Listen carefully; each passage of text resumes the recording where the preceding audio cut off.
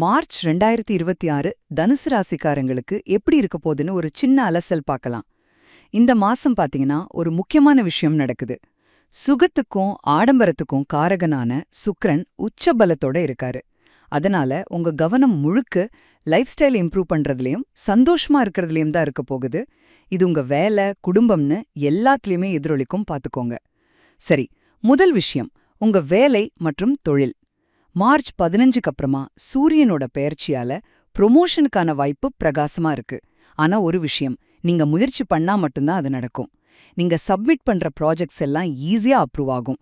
சொல்லப்போனா இப்போதான் உங்களுக்கு அதிர்ஷ்ட காத்தே வீச ஆரம்பிக்குது. அடுத்ததா பணம் மற்றும் சொத்து விஷயங்கள். புதுசா ஒரு வண்டி வாங்கணும்னா இல்ல வீடு மாறணும்னா இதுதான் அதுக்கு சரியான டைம். சனி பகவானால சில தடைகள் வரலாம். ஆனா சுக்கிரனோட பலம் அதையெல்லாம் தாண்டி உங்களை ஜெயிக்க வைக்கும், கவலைப்படாதீங்க. வருமானம் நல்லாவே இருக்கும், ஆனா கையில நிக்காதுன்னு யோசிக்கலாம். ஏன்னா அந்த செலவு முழுக்க உங்க சந்தோஷத்துக்காகவும் வீட்டு தேவைகளுக்காகவும் தான் இருக்க போகுது. இறுதியா உறவுகளும் ஆரோக்கியமும்.